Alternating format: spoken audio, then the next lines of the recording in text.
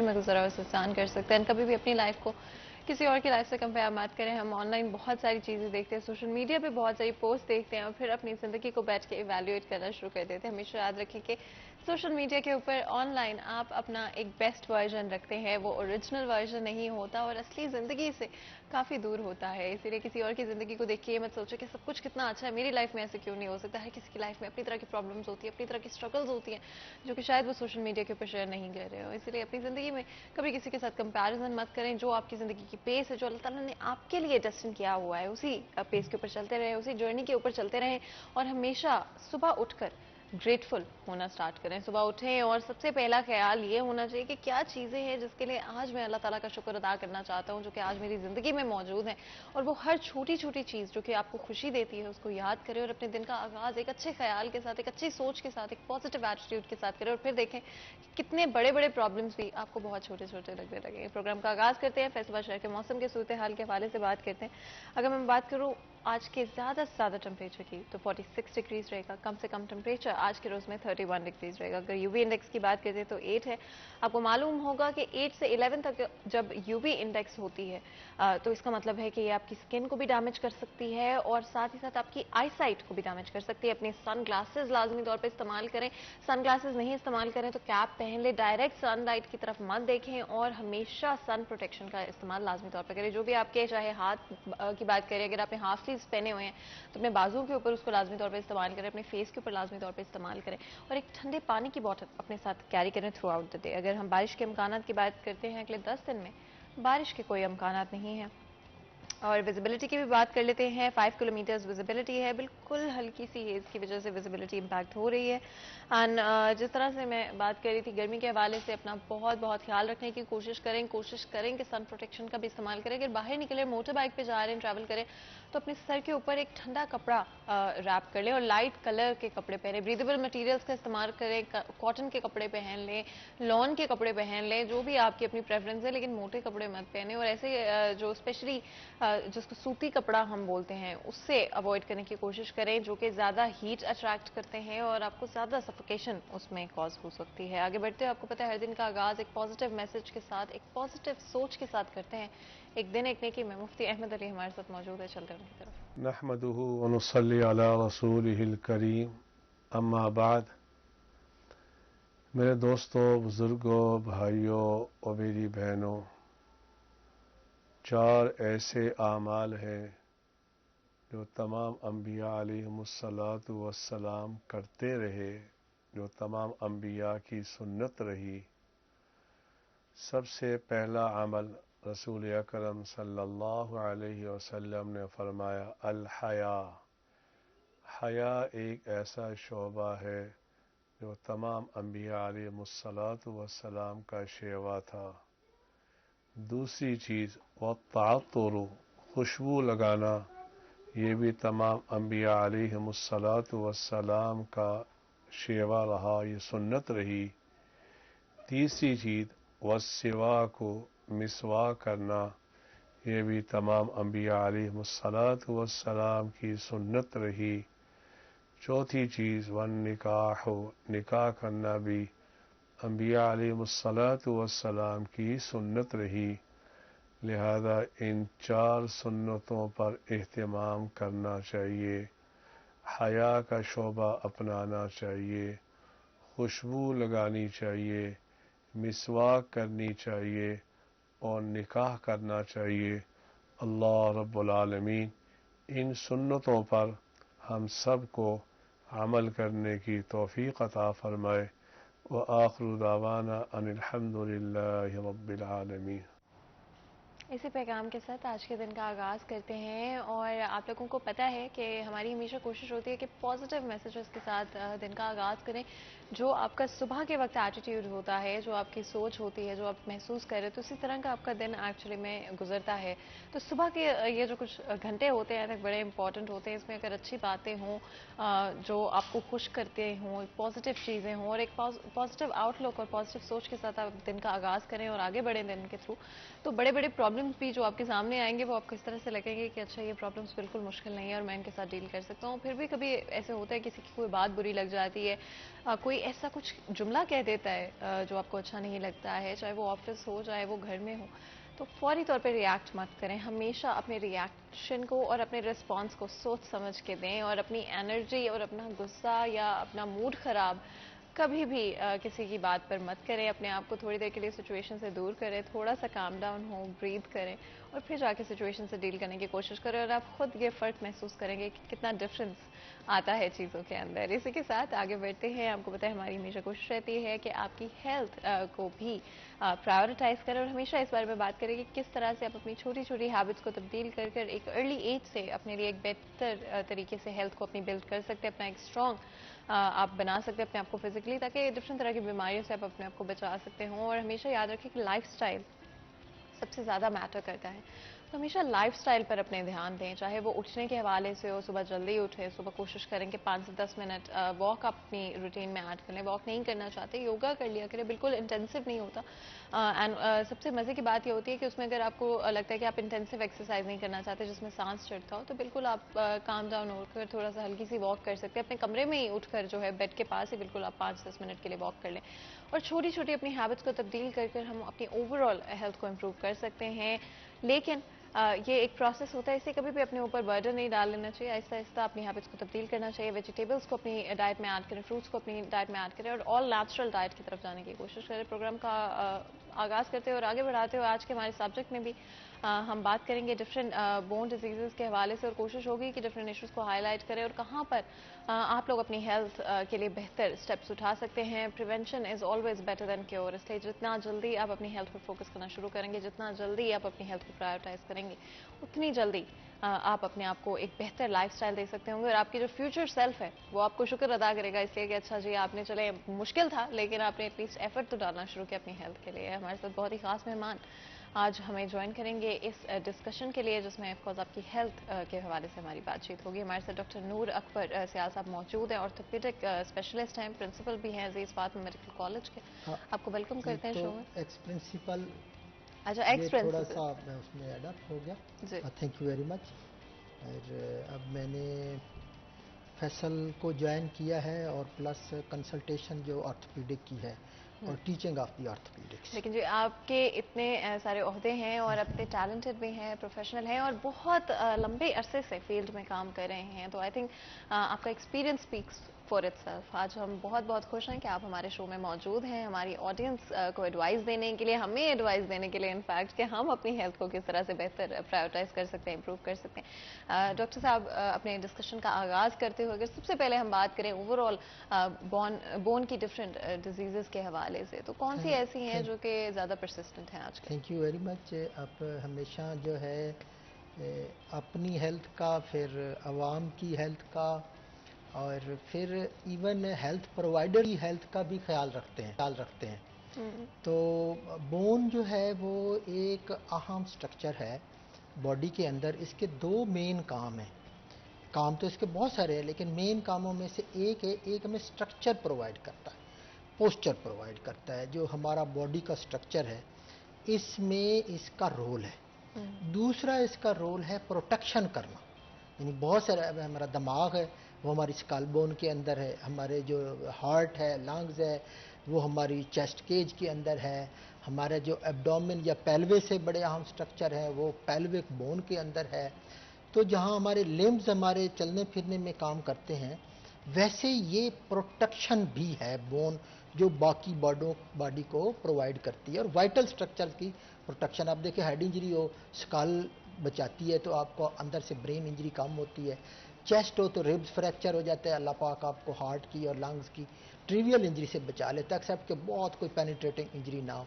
इस तरह पेल्विक है जिसमें आपके ब्लेडर है, यूट्रस है, बड़े इंपॉर्टेंट ऑर्गन है, मिग वेसल्स हैं, तो वो पेल्विक बोन अपना प्रेशर ले लेती है और आपको प्रिवेंट करती है। और तीसरी जो मैं मेंशन करूंगा कि हेल्दी बोन ये तो दो काम करेगी, लेकिन ये है रॉ मटेरियल, सोर्स है ऐसे सेल्स का, ऐसे मटेरियल का जिससे हमारा ब्लड बनता है, ब्लड सेल बनता है। وہ بون سے بنتا ہے. آپ نے دیکھا ہوگا کہ سنا ہوگا بون میرو ٹرانسپلانٹیشن ہو گئی ہے, اس کو اے پلاسٹک انیمیا ہو گیا ہے, اس کا جو ہے اس کا بلڈ نہیں بن رہا, تو اس کو بون میرو تو بون بذات خود جو سیلز یا مٹیریل پرووائڈ کرتی ہے وہ بلڈ کے لیے, بلڈ کا جو ایک حصہ ہوتا ہے اس میں پلازما ہوتا ہے, اس میں سیلز ہوتا ہے. تو یہ تو ہوگی جنرلی بون کے بارے میں. اب یہ ہے کہ کوئی بھی بون ہو, بہت ساری بونز ہیں, تو اس کو ہم بون کو تقریباً ہم 3 حصوں میں تقسیم کرتے ہیں. ایک اس کا اپر اینڈ ہوتا ہے, ایک لوور اینڈ ہوتا ہے, یا اگر میڈیکل ٹرمینالوجی پراکسیمل ڈسٹل ہوتا ہے, ایک شیفٹ ہوتی ہے. اور اس کا جو شیفٹ ہوتی ہے اس کے باہر جو بون ہوتی ہے وہ ہارڈ بون ہوتی ہے, اس کو کارٹیکس بولتے ہیں. اس کے اندر بون میرو ہوتی ہے, اور جو اس کے فلیئر اینڈز ہوتے ہیں وہ سپونجی ہوتے ہیں اور وہ جوائنٹ بناتے ہیں. جب 2 بونز یا 2 سے زیادہ بونز یہاں اکٹھی ہو کے ایک جوائنٹ بناتے ہیں, اس کو ہم جوائنٹ بولتے ہیں. اور وہ ظاہر لیگامنٹ سے جڑے ہوئے ہوتے ہیں, ٹینڈن سے جڑے ہوئے ہوتے ہیں. تو آپ کا سوال تھا کہ کون سی ایسی ہڈیوں کی میجر بیماریاں ہیں. تو جو ایک ٹرمنالوجی ہے, اب تو ہماری پبلک بھی وہ ہمیں آ کر بتاتی ہے کہ ڈاکٹر صاحب مجھے آسٹیو آرتھرائٹس ہو گیا ہے, مجھے ڈاکٹر صاحب آسٹیوپروسس ہو گیا ہے. تو ایک تو اس کی ٹرم جو ہے آسٹیو بون کو بولتے ہیں. تو یوزولی اس کی جو ہے وہ آسٹیو سے شروع ہوتا ہے, جیسے آسٹیوپروسس ہے, آسٹیوپینیا ہے, آسٹیو ملیشیا ہے. اگر وہ جوڑ کے ساتھ انوالو ہے تو آسٹیو آرتھرائٹس ہے. اگر اس کی انفیکشن ہے تو آسٹیو ملائٹس ہے. اگر اس کا کوئی ٹیومر ہے تو آسٹیو سارکوما ہے. اگر اس کا کارٹیلیج ہے تو آسٹیو کونڈرائٹس ہے. تو یہ آسٹیو کا لفظ عموماً بولا جاتا ہے بون کے اندر کہ یہ ڈیزیزز جو ہیں وہ کامنلی ہوتی ہیں. آسٹیو ملیشیا آپ نے دیکھا ہوگا کہ میرے پاس بہت سارے بچے آتے ہیں کہ ڈاکٹر صاحب جب یہ میرا بیٹا کھڑا ہوتا ہے تو اس کی ٹانگیں ایسے لگتی ہے باہر کو نکلی ہے جیسے بوئنگ لیگز ہے. یا کچھ ایسے بچے آتے ہیں کہ جس کے اوپر نوک نی ہوتا ہے, وہ بالکل نی جڑے ہوتے ہیں اور نیچے سے اس کی ٹانگیں وہ ہوتی ہیں. تو اس میں سے جو زیادہ جو کچھ چیزیں پریونٹیو ہیں, کچھ پریونٹیو نہیں. لیکن آپ کو جان کر یہ انتہائی خوشی ہوگی یا ایک نالج میں سب کے اضافہ ہوگا کہ ظاہرتاً دیکھنے میں آتا ہے کہ بون جو ایک ہارڈ سٹرکچر ہے یا ایک ماربل کی طرح ہے, اس کے اندر کیا عمل ہو رہا ہوگا. تو آپ یقین کریں کہ اس کے اندر اتنا ڈیلیکیٹ اور اتنا خوبصورت کیمیکل پروسیس یا میٹابولزم ہو رہا ہوتا ہے کہ ایون بہت ساری فیکٹریوں میں جب آپ لیبارٹری میں کوئی میکانزم دیکھتے ہیں کہ لیبارٹری پروسیس ہو رہا ہے تو آپ دیکھتے ہیں یہ بن رہا ہے, یہ بن رہا ہے. تو اس کے اندر بہت اہم چیز ہے کہ یہ ہماری جو کیلشیم ہے بلڈ کے اندر کیلشیم اس کا بڑا وائٹل رول ہے. جب ہارٹ کے فنکشن میں رول ہے, مسل ریلیکسیشن میں, ویسلز میں کیلشیم کا بہت بڑا رول ہے. تو یہ کیلشیم بلڈ کے اندر اس کی ایک مقدار ہوتی ہے. اب وہ مقدار ہم تو کھا لیتے ہیں, زیادہ لے لیتے ہیں, تو اگر ہمارا کوئی سٹوریج نہ ہو تو وہ تو ضائع ہو جائے گا. تو بون لکیلی کیلشیم اور منرل کا سٹوریج ہے. اب وہ سٹوریج کو ظاہر ہے آپ نے کوئی سٹور بنایا ہوا ہے تو اس میں آپ کوئی چیز رکھیں گے, کوئی چیز نکال لیں گے, تو سٹور کا تو یہی فائدہ ہے. تو بون کے اندر فائدہ یہ ہے کہ بون کو 3-4 چیزیں کنٹرول کرتی ہیں اس کیلشیم کو. ایک یہ تھائرائڈ یا گلینڈ ہوتا ہے, اس کے پیچھے ایک پیرا تھائرائڈ گلینڈ ہوتا ہے, ایک کیلسیٹینن ہوتا ہے, اور ایک وٹامن D3 ہوتا ہے. یہ 3 چیزیں کیلشیم کو, جو بلڈ کی کیلشیم ہے اس کو کنٹرول کر رہے ہوتے ہیں. مثلا اگر بلڈ کے اندر کیلشیم کم ہے تو پیراتھائرائڈ بڑھے گا. پیراتھائرائڈ بون سے کیلشیم کو نکال کر بلڈ میں لے آئے گا. تو ایک بون کی ڈیزیز ہوتی ہے, یہاں اگر کینسر ہو جائے پیراتھائرائڈ کا تو ہڈیاں ٹوٹ جاتی ہیں, ہڈیاں ویک ہو جاتی ہیں, اور اس کو وہ کیلشیم نکل گیا, بون ویک ہو گئی. اسی طرح ایک جو کیلسیٹونین وہ اس کے ریورس کام کرتا ہے کہ اگر زیادہ ہے کیلشیم بلڈ کے اندر تو وہ سٹور رکھے گا اس کے اندر, بون کے اندر کیلشیم کو سٹور رکھے گا. اسی طرح جو وٹامن D3 ہے وہ اگر ہڈیوں میں یا کم ہے کیلشیم میں تو وہ ابزارب بھی کرے گا, اور جو کیلشیم کا اندر ہے وہ بون کے اندر کرے گا. تو بون کے اندر جو موٹی موٹی چیزیں میں نے اس کا سٹرکچر بتا دیا. اب سیل میں آپ کو بتاؤں تو اس سے پہلے کہ ہم آگے بڑھیں اپنے ڈسکشن میں, ہمارے ساتھ ایک کالر موجود ہے شانگ سے, ان سے بات کر لیتے ہیں. السلام علیکم جی. السلام علیکم, آواز سن پا رہے ہیں میری؟ हेलो, हाँ जी। जी बिल्कुल, कौन बात कर रहे हैं? मैं फरजाना बोल रही हूँ झंग से। जी, कैसे हैं आप? ठीक है, अल्लाह का शुक्र है। जी बताएं फरजाना, क्या पूछना चाहेंगी? मैंने डॉक्टर साहब से मशवरा करना था कि मुझे ना 2 माह से ना गठिया दर्द शुरू है। तो मेरे अंगूठे में दर्द होता है, कोहनियों में दर्द होता है, सिर्फ बाजू में। अभी तक सिर्फ इतना ही है और आगे नहीं है। सही हो क्या डॉक्टर साहब, आप कुछ हाँ, पूछना चाहेंगे? ये चूंकि मैडम फरजाना ने जो एक क्वेश्चन पूछा है हम्म, और वो झंग से है, तो मुझे याद लगा है कि मेरी जो एक्शन से उनको पता चल गया कि शायद ये डॉक्टर भी झंग से ही है और उन्होंने सही डिटेक्ट किया है। अच्छा। तो बड़ा अहम क्वेश्चन है फरजाना का, ये है गाउट से रिलेटेड, जिसमें जो बिग टो होता है ये यूरिक एसिड होता है। यूरिक एसिड एक मेटाबॉलिज्म का एंड प्रोडक्ट होता है, जब प्रोटीन का अंदर प्रोसेस मेटाबॉलिज्म मेटाबॉलिज्म हम उस अमल को कहते हैं जिसमें जब हम एक डाइट लेते हैं, चाहे वो ह्यूमन एनिमल सोर्स से लेते हैं या वेजिटेबल सोर्स से लेते हैं या सी सोर्स से लेते हैं, वो हमारे जिस्म के अंदर डाइजेस्ट हो के ब्लड में पहुंच के उसके जो प्रोसेस हो के हमारी एनर्जी बनती है या हमारी बॉडी का हिस्सा बनता है या वेस्ट प्रोडक्ट होते हैं, तो इसको मेटाबॉलिज्म कहते हैं। इसके नतीजे में एक यूरिक एसिड बनता है जो नॉर्मली एक ख़ास मिकदार से जब ज़्यादा हो तो यूरिन में वो एक्सक्रीट हो जाता है। अगर वो ना एक्सक्रीट हो, ब्लड के अंदर क्वांटिटी ज़्यादा हो, तो वो जोड़ का, जैसे मैंने कहा जोड़ होता है, जॉइंट जो बनता है वो एक लिगामेंट से बनता है, कैप्सूल से बनता है, उसकी एक स्ट्रक्चर, तो उन स्ट्रक्चर में उसके क्रिस्टल्स डिपॉजिट हो जाते हैं जो पेन करते हैं, इन्फ्लेमेशन करते हैं, सोजिश करते हैं। तो उसमें एक तो ये चीज़ है कि जो अगर किडनी का कोई फंक्शन कंप्रोमाइज़ है तो उसके ऊपर तवज्जो देनी चाहिए। ऐसी डाइट जिसमें प्रोटीन या यूरिक एसिड के बनने के ज़्यादा चांस है वो कम लेनी चाहिए। और जब ये बीमारी इस्टेब्लिश होए तो उसमें एंटी इन्फ्लेमेटरी है या यूरिक एसिड को कम करने की ड्रग्स हैं वो लेनी चाहिए, तो उससे ये रिलीफ हो जाता है। ये डैमेजिंग बहुत नहीं है, लेकिन ये प्रिवेंशन से, एहतियात से और प्लस मेडिसिन लेने से, या आप बेहतर है कि बाज़ औक़ात ये होता है कि आप समझ लेते हैं मुझे गाउट है और कोई चीज़ और होती है, तो डॉक्टर से कंसल्ट करना मेरा ख्याल कंसल्ट जरूरी करना, है। ये बेहतर है कि एक नॉलेज होना चाहिए, लेकिन वो नॉलेज का एक लिमिट ज़रूर होनी चाहिए कि आपने समझ लिया मुझे यही है। सेल्फ डायग्नोसिस आई थिंक बड़ा खतरनाक हो जाते हैं, कई नहीं, दफा कर सही ले भी हो जाता कर है ले लेकिन लेकिन गलत भी हो उसकी जाता है। लिमिट जरूर रखें लिमिट कि जरूर है। इतने अरसे से ज़्यादा आपके मुताबिक अगर नहीं चल रहा तो आप अपने जो डॉक्टर है जिसके ऊपर आपका बिलीव है, या फैमिली डॉक्टर है, या हमारा जो हेल्थ पर, उसे कंसल्ट कर लें। बिल्कुल क्योंकि कंसल्ट कई चीज़ें जरूर ऐसी करें। होती हैं, मैंने ऐसे देखे हैं पेशेंट जो सेप्टिक आर्थराइटिस होता है वो गोट बना के बैठे। बिल्कुल, हमारे साथ कॉलर मौजूद है, कोयटा से बात करते हैं। अस्सलाम वालेकुम। वालेकुम सलाम। जी कैसे हैं आप, कौन बात कर रहे हैं? अब्दुल कादिर बात कर रहा हूँ। जी बताएं जी, कुछ पूछना चाहते हैं, कुछ शेयर करना चाहते हैं डॉक्टर साहब से? हाँ, मैं 4-5 दिन पहले एक वजन उठाया, सीढ़ियों से नीचे आ रहा था, तो थोड़ा कमर झुका हुआ था, इसी वजह से एक साइड पे ये पेन हो गया, दर्द हो रहा है। अभी इंजेक्शन लगवाया, टैबलेट भी इस्तेमाल किया, अभी कम नहीं हो रहा। अच्छा जी, कुछ दिन पहले जहां तक मैं आपकी बात समझ पाई हूँ, आपने कोई वजन उठाया, उसकी वजह से आपकी बैक में पेन हो रहा है? जी हाँ, कमर पे थोड़ा, एक साइड पे। अच्छा जी, एक साइड के ऊपर, कमर पे, लेफ्ट साइड पे, राइट साइड पे, ये भी बता दीजिए डॉक्टर साहब। आप कुछ हाँ, ये स्पेसिफिकली भी पूछना चाहेंगे? मैंने उनका क्वेश्चन समझ लिया है कि बड़ी वो टिपिकल हिस्ट्री दे रहे हैं कि मैंने वेट उठाया है। बिल्कुल जी, बहुत बहुत शुक्रिया कॉल करने हाँ, का। कि वेट उठाया है, अब मुझे कमर के एक साइड पे हो रहा है।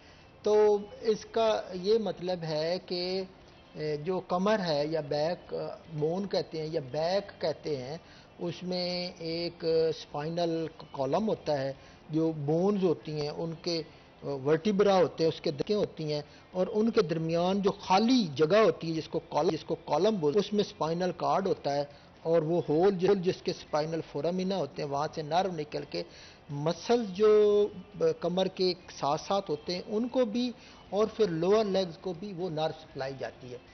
तो जो डिस्क होती है वो एक्चुअली उस फोरामिना को, जहाँ से वो नर्व निकल रही होती है, उसकी डायमेंशन कह लो, उसका डायामीटर कह लो, उसको मेंटेन रखती है। जब वो डिस्क रप्चर होती है या प्रोलैप्स होती है तो वो साथ बैठ जाते हैं। जैसे मैं एक एग्जांपल देता हूँ कि गाड़ी में और टायर है और ज़मीन है, کہ ٹائر میں اگر ہوا ہے تو آپ کی باڈی ٹچ نہیں کرے گی زمین کو، تو اگر وہ پنکچر ہو گیا تو ٹچ. اسی طرح ڈسک جب برقرار ہے تو اس کا ہول کا جو سائز برقرار ہے اور نرم نکل رہی ہے، اس کو پریشر نہیں ہے. جب ہم ایکیوٹلی کوئی وزن اٹھاتے ہیں، بہت کرتے ہیں یا کوئی ایب نارمل منہ، تو وہ ڈسک جو ہے وہ تھوڑی رپچر ہو جاتی ہے، پرولیپس ہو جاتی ہے. وہ لیپس ہوتی ہے تو وہ نرو کو پریشرائز کرتی ہے. بالکل اگر زیادہ ہو تو دونوں سائڈوں پہ درد ہوتی ہے، اور اگر ایک سائڈ کے ہو تو ایک سائڈ پہ ہوتی بالکل. ہے. جب ہم بریک سے واپس آئیں گے تو کیا آپ کر سکتے ہیں اس پین کو کم کرنے کے لیے؟ ان کو فائدہ یہ ہوگا کہ وہ ریسٹ کریں، بالکل. کچھ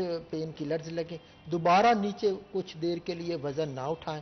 اب اگر زیادہ موومنٹ کرنی ہے تو بیلٹ بالکل استعمال اس سے کریں. پہلے کہ مزید تو یہ گفتگو کریں، اگر بالکل چھوٹا سا کنٹینیو بریک لے لیتے ہیں. کہیں مت جائے گا، ہمارے ساتھ رہے گا.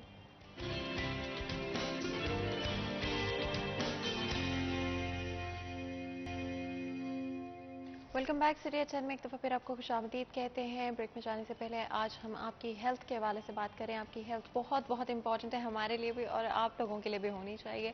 کوشش ہوگی کہ ڈفرینٹ بون ڈیزیزز کے حوالے سے آج بات کریں، ڈسکشن کریں، اور جہاں تک ہو سکتا ہے آپ لوگوں کے لیے اچھی ٹپس ہوں آج کے شو کے دوران. اور اگر کہیں پر آپ نے کوئی مسل اسٹرین کر لیا ہے، کوئی مسل پل کر لیا ہے، کس طرح سے اس کے بارے میں بھی آپ کو بتا سکتے ہوں. سب اسپیشلی نروس کے حوالے سے بریک میں جانے سے پہلے بات کر رہے تھے. اور اگر ہم پروسیس کی بات کرتے ہیں، تھوڑے سے کمپلیکیٹڈ پروناؤنسیشن، لیکن ڈاکٹر صاحب ضرور بتائے گا یہ خواتین میں زیادہ پایا جاتا ہے، اس کے پیچھے کوئی خاص وجہ؟ یہ اتنا کامن ہے کہ 30 اکتوبر کو ورلڈ آسٹیوپروسس ڈے منایا جاتا ہے.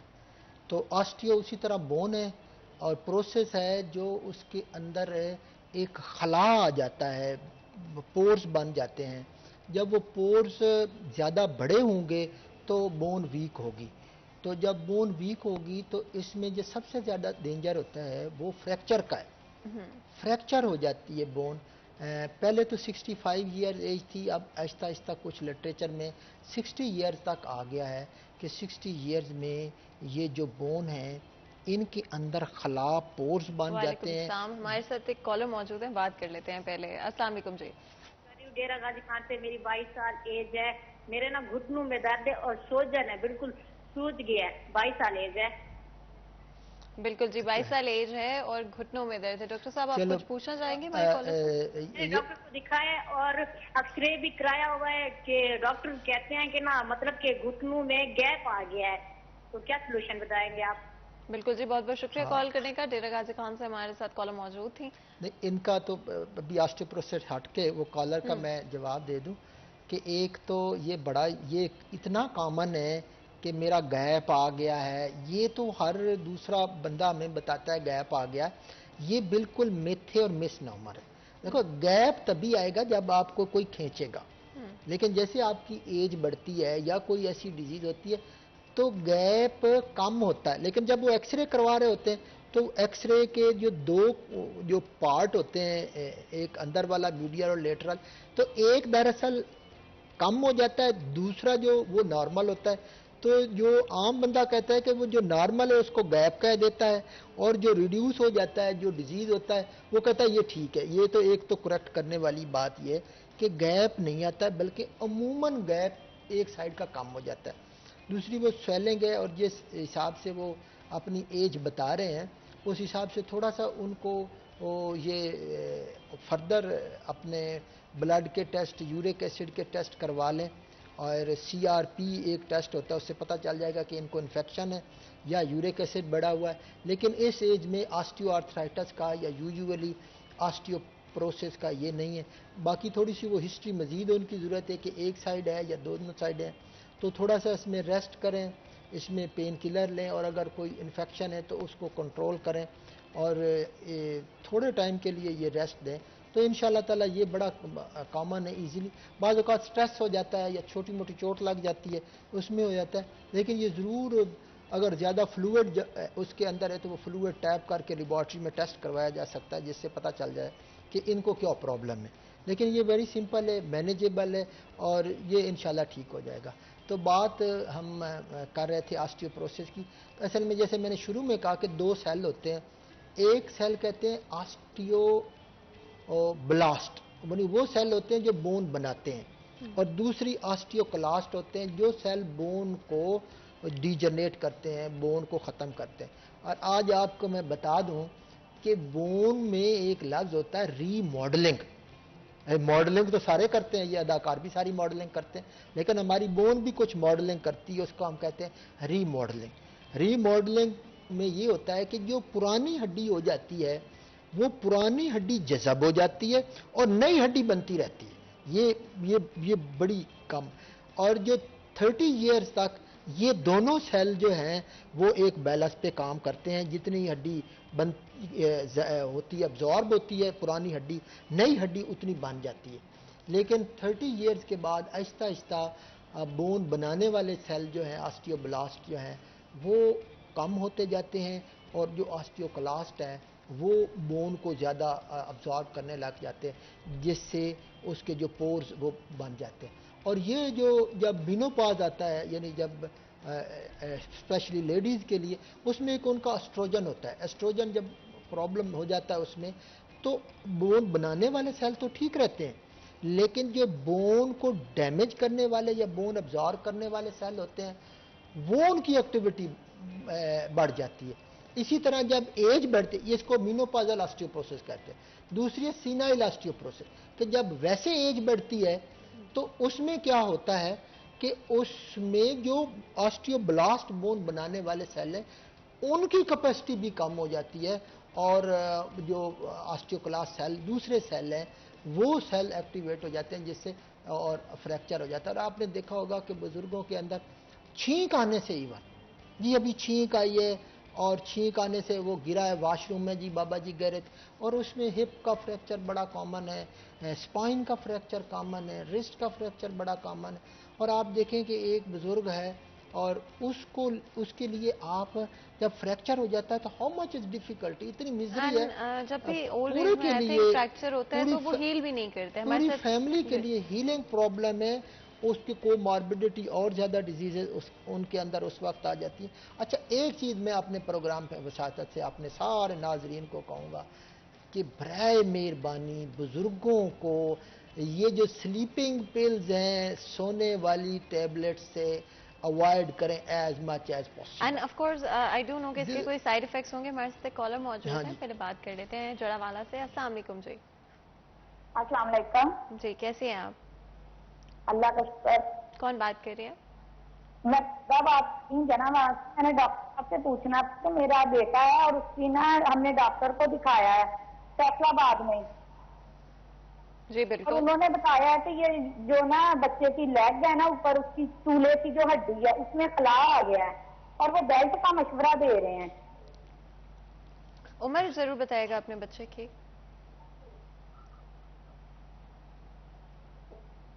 8 ایئر. ہاں بالکل جی، بہت بہت شکریہ کال کرنے کا. بہت یہ کالر کو یہ فائدہ ہوتا ہے کہ ایک اگر آرتھوپیڈک سرجن ہے اور وہ اس کا ایکسپیرینس بھی ہے تو وہ لیوریج لیتا ہے کہ میں ٹاپک سے ہٹ کے بھی کوشچن کر سکتا. تو یہ 7 ایئر سے 11 ایئرس بچوں میں عموماً اس کو ہے پرتھیز ڈیزیز کہتے ہیں. پرتھی سرجن تھا، ڈاکٹر تھا جس نے یہ ڈیزیز عموماً میں یہ بات کر رہا ہوں جو کامنلی ہے.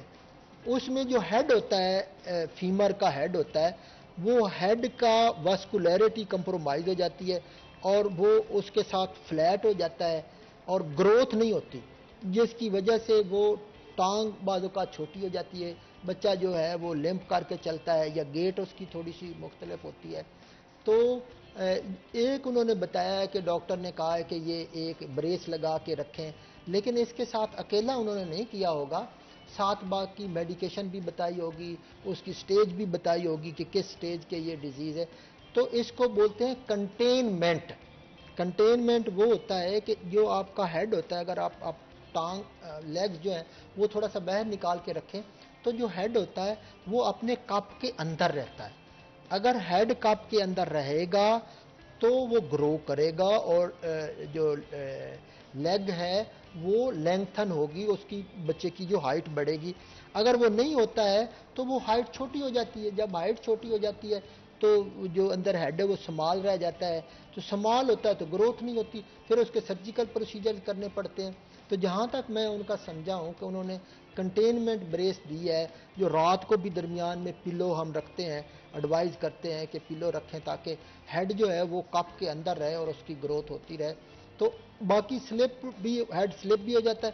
اب وہ تو ایکس رے ہوگا، باقی ڈیٹیل پیشنٹ کی ڈیٹیل ہسٹری ہو، اس کی روٹیشن کیسی ہے، لیگ کی شارٹننگ کتنی ہے، اوپر سے سپائن کا. اگر بچے کو بریس یا سپورٹ نہیں دیتے ہیں اور وہ لمپ کر کے چلتا رہتا ہے تو بعض اوقات اس کی سپائن جو ریڑھ کی ہڈی ہے اس کو پورا کرنے کے لیے وہ بھی ٹیڑھی ہو جاتی ہے. تو تھوڑا سا اس کو پراپرلی اس کو توجہ دینا، اور یہ بڑی گروئنگ ایج ہے اور پوری توجہ دینی چاہیے کہ ہیڈ پورا کنٹین کرے، اس کی گروتھ ہو، اس میں جو ڈیفیشنسیز ہے، کس سٹیج کے اوپر بیماری ہے، اس کی پریکاشن کیا ہے. تو یہ بڑا ضروری ہے. بالکل جی، ہمارے ساتھ ایک کالر موجود ہے، بات کر لیتے ہیں. السلام علیکم جی. وعلیکم السلام. جی کیسے ہیں آپ؟ میں نا محمد صاحب بات کر رہا ہوں فیصل آباد سے. جی جی بالکل، بتائیں کیا پوچھنا چاہیں گے؟ اچھا، میں یہ پوچھنا چاہ رہا ہوں کہ میری ماما کی 44 ایئرز ایج ہے، تو ان کے گھٹنوں میں نا بہت زیادہ پین ہوتی ہے. ڈاکٹر نے انہیں بولا ہے کہ ان کے نا گیپ آ گیا ہے، اور مسلز بھی ان کے بہت زیادہ نا جس طرح مسل کے اکڑ جاتے ہیں، بہت زیادہ پتھروں میں کھچاؤ بھی ہے، تو وہ کافی پین، سویئر پین کو نا فیس کر رہی ہیں. ٹھیک ہے، تو اپنا اس کے لیے کچھ سجیسٹ کر دیں گے. انہیں چلنے میں بھی بہت زیادہ مشکلات ہیں، اور تھوڑا سا چلتی ہیں تو تھک جاتی ہیں، چل بھی واک بھی نہیں کر سکتی، ویٹ بھی تھوڑا سا ان کا جا رہا ہے. بالکل جی، بہت بہت شکریہ کال کرنے کا. 40+ ایج ہے اور گھٹنوں میں گیپ. گھٹنوں میں وہ گیپ، جیسے میں نے پہلے کہا کہ گیپ وہ اگین مس نہ، وہ ایکچولی ایک جو گیپ کہہ رہے ہیں وہ تو نارمل ہے، دوسری سائڈ پہ کام ہو گیا ہوگا. اس میں یہ ہے کہ ارلی آسٹیو آرتھرائٹس اس کے اندر ہے.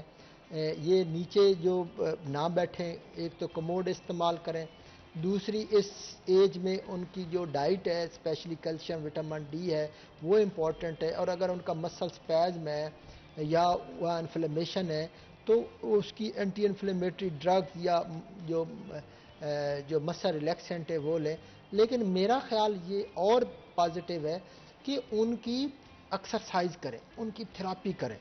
تھراپی سے ان کے جو مسل سٹرینتھ ہے وہ ان کی بڑھے گی، اور ان کے جو لیگامنٹ ہے وہ سٹرانگ ہوں گے، مسل سٹرانگ ہوں گے. جب وہ ویٹ بیئر کریں گے تو وہ ان کا سٹریس، جو نی کے اوپر سٹریس پڑ رہا ہے وہ کم ہوگا. جب ہم ایج بڑھتی ہے تو ہوتا یہ ہے کہ مسل ویک ہو جاتے ہیں، ان کی ہم ایکسرسائز پراپرلی نہیں کرتے ہیں، ان کا جو اسٹرینتھ ہے کام ہو جاتی ہے.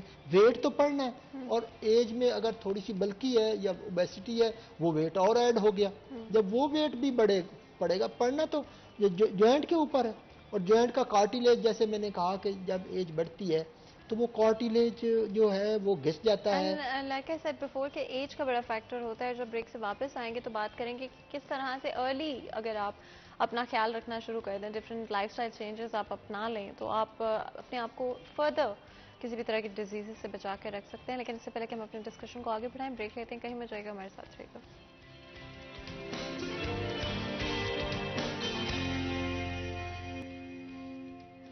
Welcome back. سٹی چین میں ایک دفعہ پھر آپ کو خوش آمدید کہتے ہیں. بریک میں جانے سے پہلے آج ہم بات کریں اسپیشلی آپ کے بونز کے حوالے سے، کس طرح بہتر طریقے سے اپنے آپ کا خیال رکھ سکتے ہیں اور آپ کی ہیلتھ کو نمبر 1 پرائیورٹی رکھ سکتے ہیں. اکثر ہم دیکھتے ہیں کہ اولڈ ایج میں ایک سرٹن ایج کے بعد اگر آپ کی کوئی بون فریکچر ہو جاتی ہے، خدا نخواستہ کہیں آپ کو کس طرح کی چوٹ لگ جاتی ہے ہڈیوں پر، تو وہ ایک تو ہیل ہونے میں بہت ٹائم لگتی ہے. اگر فریکچر ہو جائے تو وہ بون دوبارہ سے جڑنے میں بہت ٹائم لیتی ہے، اور اس کے پیچھے آف کورس ڈفرینٹ فیکٹرز ہوتے ہیں، ڈفرینٹ ریزنز ہوتے ہیں، ڈفرینٹ لوگوں کی باڈی ڈفرینٹ طرح سے رسپونڈ کرتی ہے ہر ایج کے اوپر. ایک تو چیز جو میں ڈسکس کرنا چاہوں گی کہ کس طرح ہم اپنے آپ کو اوور آل ہیلدی رکھ سکتے ہیں وقت سے پہلے، کہ اس طرح کی چیزیں نہ ہوں جب آپ آف کورس ایک سرٹن ایج پہ پہنچے. لیکن اس کے علاوہ ایک اور بڑا امپورٹنٹ فیکٹر ہے کہ آخر ایسا ہوتا کیوں ہے، کیوں آپ کی جو بونز ہیں وہ اتنی اسٹرانگ نہیں رہتی، اور کس طرح سے گھر والے اسپیشلی بزرگوں کی اگر ہم بات کرتے ہیں جن کے فریکچر ہو جاتے ہیں، ان کا کیسے بہتر طریقے سے ہم خیال رکھ سکتے ہیں. لیکن اس سے پہلے کہ ہم اپنے سوال کی طرف جائیں، ہمارے ساتھ ایک کالر موجود ہے، پہلے بات کر لیتے ہیں. السلام علیکم جی. السلام علیکم.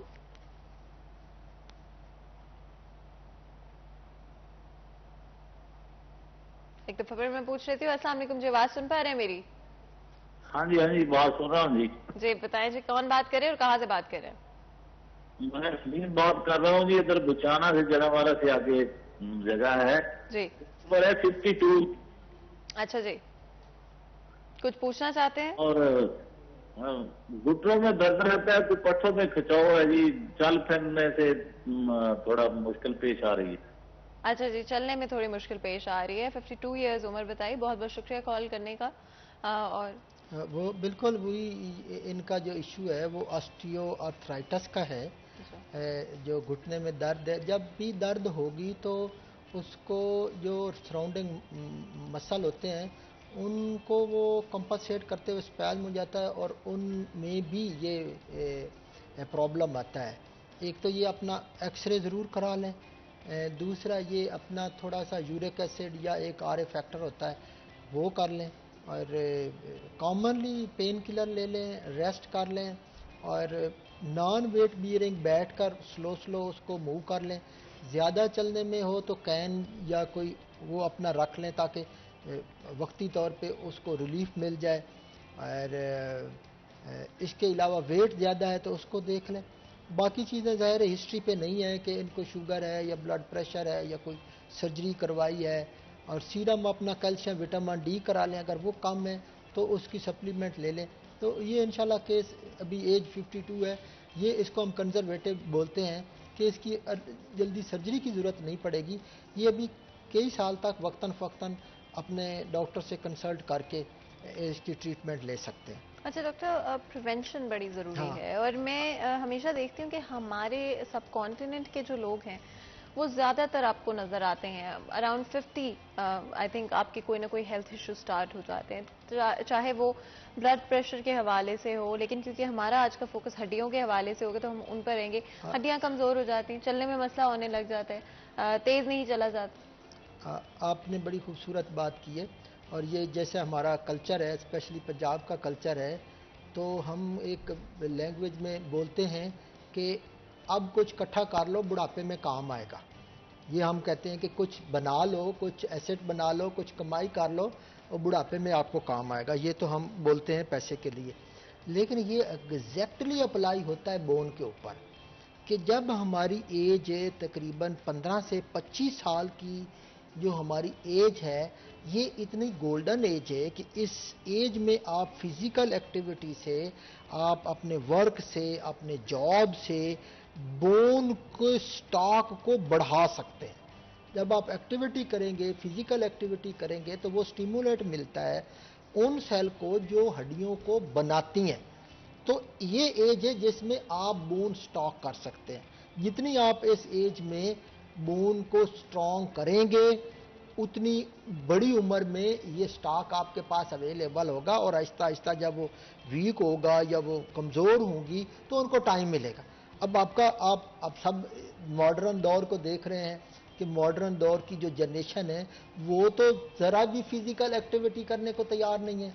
वो तो बस बैठे हैं, काम है, ऑफिस काम है, कंप्यूटर का काम है। तो मेरी सबसे बड़ी सबको ये रिक्वेस्ट होगी कि फिज़िकल एक्टिविटी के लिए अपने टाइम टेबल में टाइम मुख्तस करें, स्पेशली वॉक के लिए करें। 30 to 60 मिनट्स वॉक करें, आपके ऑफिस में वॉक करें, बैठे बैठे उसकी मोबिलिटी को करें। ये सबसे ज़्यादा ज़रूरी है। एक तो ये मुफ्त की है जो आप कर सकते हैं। दूसरी, आप अपनी जो डाइट है, बैलेंस डाइट है, उस बैलेंस डाइट का आप ख्याल रखें कि वो आपकी रिक्वायरमेंट उसके लिए पूरी हो रही है या नहीं हो रही। ये तो है कि आपने स्टॉक बनाना है। अब ये है कि अनफॉर्चुनेटली बड़ी एज हो गई है, अब बना तो नहीं सकते हैं। आप क्या कर सकते हैं, आप छोटी छोटी एक्टिविटीज़ को कर लें, नॉन ट्रामेटिक एक्टिविटीज़ को कर लें। उस एक्टिविटी से आपका वो बढ़ेगा। आप सप्लीमेंट उसके लिए ले लें। आप ऐसी पेन किलर ना खाएं, ऐसी स्लीपिंग ड्रग्स ना खाएं जिससे आप ड्राउजी हो और गिरने का चांस हो। आप बहुत ज़्यादा नमकियात ना लें, क्योंकि जो नमक हम जब ज़्यादा लेते हैं तो नमक हमारी कैल्शियम को अपने आप को अंदर रहने के लिए ब्लड के अंदर वो अपनी जगह पे कैल्शियम को यूरिन में। अच्छा डॉक्टर, आपने पहले एक बात कही थी स्लीपिंग पिल्स के हवाले से। एक सर्टेन एज के बाद आपको लेनी ही पड़ती हैं या देनी पड़ती हैं आपको, अगर आपके घर में कोई बुजुर्ग हैं जो सो नहीं पा रहे होते हैं या उनको एंग्जाइटी हो रही होती, तो उसका क्या ऑल्टरनेटिव होगा? देखो, उसका जो है एंग्जाइटी होगी, आप उसकी थोड़ी सी काज देखें। अब हमारी ये सबसे बड़ी काज है, मैं यहाँ नाजरीन को बताना चाहता हूँ कि लोनलीनेस है। ہم اپنے بڑوں کو ٹائم نہیں دیتے ہیں. ہمیں ٹائم نکال کر ہم 10 منٹ جا کر جتنے بھی تھکے ہوئے ہوں آپ اپنے پیرنٹس کے ساتھ اپنے بزرگوں کے ساتھ بیٹھ کے ایک رام کہانی سنا دے. آج میں ادھر گیا ادھر گیا یہ ہوا یہ ہوا. میرا یہ خیال ہے کہ میرے یہ ریسرچ کر کے دیکھ لیں, ریسرچ بھی ہے کہ وہ جو 10-15 منٹ کی آپ رام کہانی ان کو سنائیں گے وہ ان کی سلیپنگ پل سے زیادہ اچھی ہوگی. پھر ان کی سن لیں, ان کی تھوڑی سی ڈانٹ ڈپٹ سن لیں, وہ ان کا مائنڈ سیٹسفائیڈ ہو جائے گا. ایک یہ دوسرا یہ ہے کہ آپ کو ماربڈ کو ضرور دیکھیں. یہ ایج ہے جس میں صرف بونز اکیلی نہیں ہوتی ہیں, کسی کو شوگر ہے, کسی کو بلڈ پریشر ہے, کسی کی سرجری ہوئی ہے, کسی کا لنگز کا ایشو ہے, کسی کا لیور, وہ جو باقی چیزیں ہیں آپ ان کو بھی مینٹین رکھیں. اور اس کے علاوہ اب ڈرگز اویلیبل ہیں آسٹیوپروسس کے لیے, 3-4-5 ڈرگز ہیں, وہ آپ ویکلی ڈیلی دے سکتے ہیں, ویکلی دے سکتے ہیں, منتھلی دے سکتے ہیں, 6 منتھلی, ابھی اینولی بھی ہے, بالکل انجیکشن فارم میں ہے.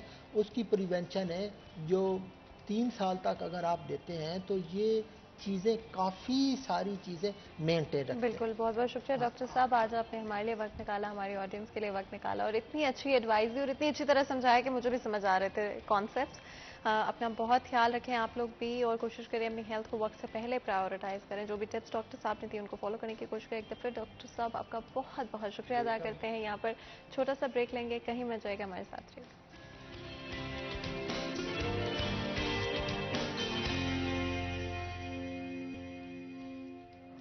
ویلکم بیک سٹی 10 میں ایک دفعہ پھر آپ کو خوش آمدید کہتے ہیں.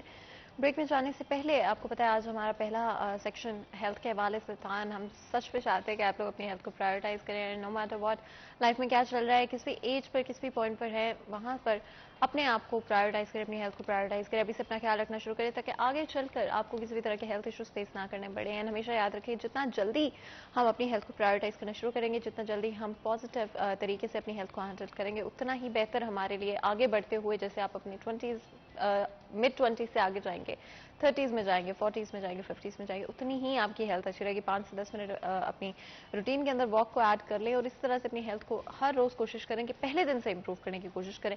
آگے بڑھتے ہوئے آپ کو پتا ہے کہ ہماری یہ بھی کوشش رہتی ہے کہ فیصل شہر کے امپورٹنٹ ایشوز کے حوالے سے بات کریں. ریسنٹلی جہاں پر ایک طرف ہمیں گورنمنٹ چینج ہوتی ہوئی نظر آئی ہے, وہیں پر ڈفرنٹ طرح کے پالیسیز میں بھی ڈفرنس آنا شروع ہوا ہے. ایکسپیکٹیشنز عوام کی بہت زیادہ ہیں اور کیا یہ گورنمنٹ اس طرح سے ڈیلیور کر پائے گی یا نہیں کر پائے گی, یہ تو وقت ہی بتائے گا. لیکن ایز آف ناؤ اگر ہم ٹیکسز کی بات کرتے ہیں, رپورٹس کے مطابق ٹیکس میں بھی انکریز کیا جا رہا ہے. جہاں پر ہم دیکھ رہے ہیں مہنگائی تو بڑھتی ہوئی نظر آ ہی رہی ہے, لیکن ٹیکسز بھی انکریز ہوں گے. کیا امپیکٹ ہوگا آپ پر, میرے اوپر, ہم سب کے اوپر ان چینجز کا, اس کے بارے میں بھی بات کریں گے. اور جو آلریڈی ٹیکس نیٹ میں موجود لوگ ہیں وہ کس طرح کے ایشوز اس وقت فیس کر رہے ہیں. کیا ٹیکس کی پرسنٹیج انکریز کر دی جائے گی. سیلز ٹیکس کے حوالے سے بھی کہا جا رہا ہے کہ اسے 17% سے بڑھا کر 30% تک لانے کا سوچا جا رہا ہے, جس کا مطلب کہ آلریڈی جو انفلیشن ہے وہ اور زیادہ بڑھتی ہوئی نظر آئے گی. آف کورس یہ کنفرمڈ رپورٹس نہیں ہیں ابھی, اس لیے میں چاہوں گی اس کے اوپر کامنٹ ہمارے جو آج بہت ہی 2 خاص مہمان ہوں گے وہ خود اس کے اوپر کلیئرٹی لائیں اور آپ لوگوں کے لیے میرے لیے کہ کس طرح سے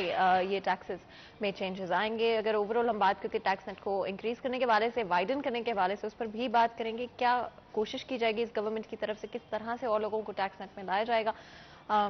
ہر چیز کو ڈسکس کرنے کے لیے ہمارے ساتھ 2 بہت ہی خاص مہمان موجود ہیں. چلتے ہیں اپنے آج کے مہمان کی طرف. سب سے پہلے ہمارے ساتھ عمیر عظمت موجود ہے, ہمارے سینئر رپورٹر. عمیر آپ کو ویلکم کرتے ہیں شو میں, بہت بہت شکریہ آپ نے ہمارے لیے وقت نکالا, ہمارے شو کے لیے وقت نکالا. اسی کے ساتھ رانا وقار خان صاحب بھی ہمارے ساتھ موجود ہے, کمشنر FBR ہے, آپ کو بھی ویلکم کرتے ہیں شو میں. بہت بہت شکریہ ہمارے لیے ہمارے شو کے لیے وقت نکالنے کے لیے. جس طرح میں انیشلی بات کری تھی, آئی تھنک ٹیکسز کے حوالے سے اس مومنٹ ان ٹائم میں بڑی کنفیوژن ہے کہاں پر ہم کرتے ہیں, اور اس گورنمنٹ کی طرف سے کس طرح کے چینجز لائے جائیں گے جو کہ ہم سب پر امپیکٹ کریں گے, اور کیا آسانیاں ہوں گی, اور کہاں پر ہو سکتا ہے کہ چیزیں اور کمپلیکیٹڈ ہو جائیں لوگوں کے لیے. میں چاہوں گی میں تھوڑا سا آپ اس پہ کلیریفائی کریں کرنٹلی ہم کہاں پہ اسٹینڈ کرتے ہیں اور آگے چلتے ہوئے کس طرح کی پالیسیز آپ دیکھ رہے ہیں. بسم اللہ الرحمن الرحیم. یہ بالکل آپ کی بات بجا ہے اور میں اس سے متفق ہوں کہ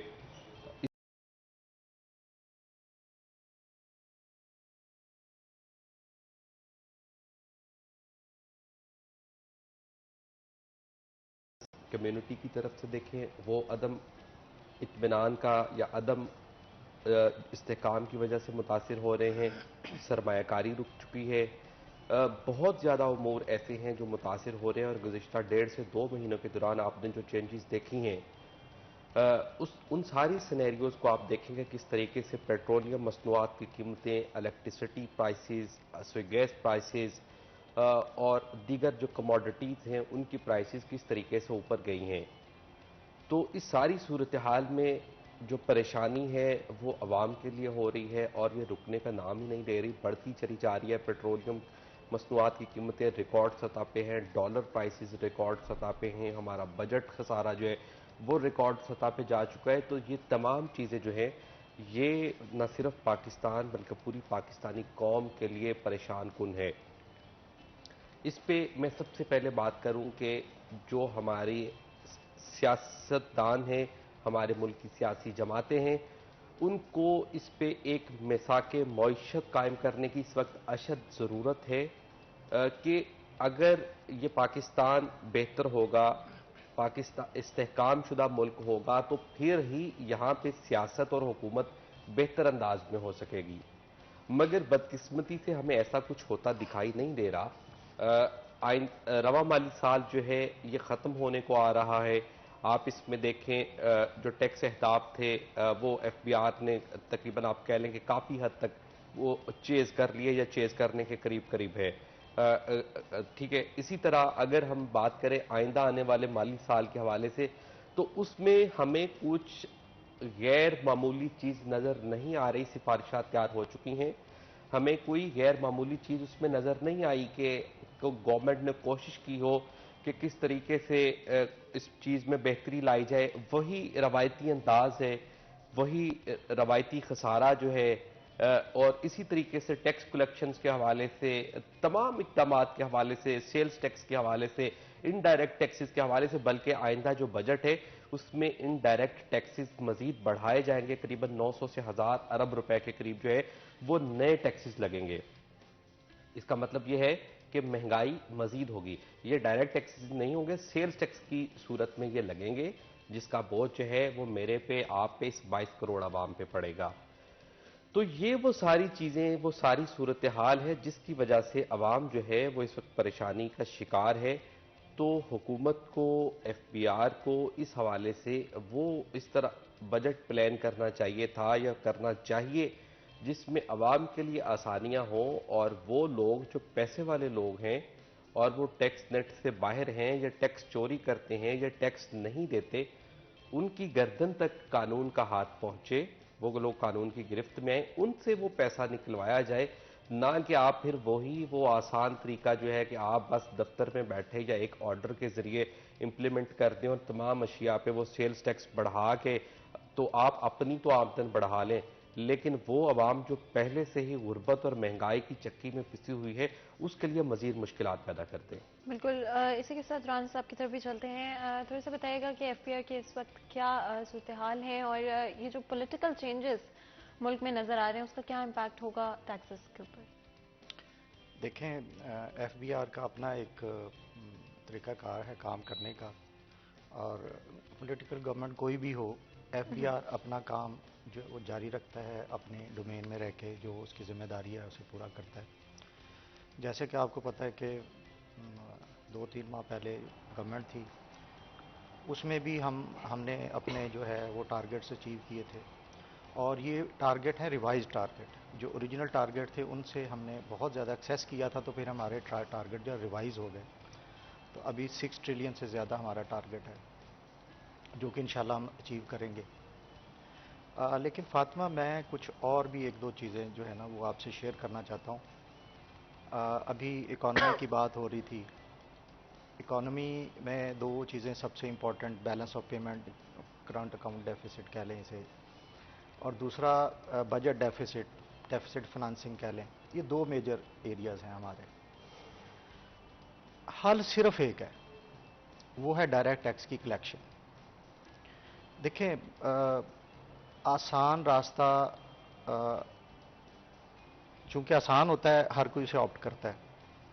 انڈائریکٹ ٹیکس کلیکٹ کرنا بھی آسان ہے، انڈائریکٹ ٹیکس لگانا بھی آسان ہے، اور انکم ٹیکس کو انڈائریکٹ طریقے سے وصول کرنا بھی زیادہ آسان ہے. آپ ود ہولڈنگ زیادہ کر دیں لیکن پاکستان کی جو بقا ہے، کیونکہ اب جو ہے نا وہ کہتے ہیں نا پانی یہاں تک آ گیا، پاکستان کی بقا جو ہے وہ ڈائریکٹ ٹیکس کی کلیکشن میں ہے۔ ڈائریکٹ ٹیکس کی کلیکشن کا مطلب یہ ہے کہ جو جتنا زیادہ امیر ہے وہ اتنا زیادہ ٹیکس دے، جس کے پاس جتنا زیادہ پیسہ ہے، جتنے زیادہ وسائل ہیں، جتنی زیادہ ارننگ ہے، وہ اتنا اسی ریشو سے اپنا ٹیکس زیادہ دے۔ انفارچونیٹلی اگر دیکھا جائے کہ میری فیملی میں 5 ممبرز ہیں، ایک مزدور ہے، اس کی فیملی میں 5 ممبرز ہیں، تو گھی تو دونوں فیملیز نے ایک جتنا ہی استعمال کرنا ہے نا۔ یہ تھوڑی ہے کہ جو میری فیملی جو ہے نا وہ 1-1 کلو ڈیلی گھی استعمال کر لے گی، ایسا نہیں ہے۔ اس کا مطلب ہے کہ گھی پہ وہ بھی ٹیکس اتنا ہی دے رہا ہے، میں بھی اتنا ہی دے رہا ہوں، جو کہ بہت بڑی زیادتی ہے۔ ہونا یہ چاہیے کہ میری جتنی انکم ہے میں اس حساب سے زیادہ ٹیکس دوں، جس کی کم ہے وہ کم ٹیکس دے، اور جس کی ایک خاص تھریشولڈ سے کم ہو بالکل ٹیکس نہ دے، بلکہ جن سے زیادہ ٹیکس لیا گیا ہے ان سے انہیں، اور ریاست کی یہ ذمہ داری ہوتی ہے، ریاست کا یہ جو پورا سسٹم ہوتا ہے وہ اسی پہ قائم ہوتا ہے کہ جس کے پاس زیادہ وسائل ہیں ان سے لے کے جن کے پاس کم وسائل ہیں ان کو دیے جائیں۔ تو ڈائریکٹ ٹیکس جو ہے اس کے لیے ول پیدا کرنی پڑے گی، کیونکہ یہ مشکل کام ہے۔ آپ جب زیادہ جو موٹی اسامی ہیں ان کی طرف جاتے ہیں نا، وہ پاورفل بھی زیادہ ہوتے ہیں، وہ ادھر سے ریزسٹنس بھی زیادہ آتی ہے، اور اس کے لیے ایک پولیٹیکل ول کی ضرورت ہے۔ اور میں آپ سے ایک بات کہوں کہ اگر یہ اب بھی نہ ہوا نا تو میرا خیال ہے کہ مسائل اس نہج تک پہنچ جائیں گے کہ پھر شاید مشکل ہو جائے۔ ہمارے پاس ایک ہی ہے، اور اس کے لیے ول کا مطلب کیا ہے؟ دیکھیں، میں آپ کو ایک چھوٹی سی مثال دیتا ہوں کہ جو چلان سڑک پہ کھڑا ہو کے کرتا ہے نا وہ کانسٹیبل ہوتا ہے، وہ کسی کو 500,000 جرمانہ کر دیتا ہے۔ اسی طرح پراپرٹی ٹیکس جو ہے وہ 12,000 اگر کسی سے انہوں نے وصول کرنا تو اس کی دکان کو سیل کر دیتے ہیں۔ ادھر کوئی ہراسمنٹ نہیں ہوتی۔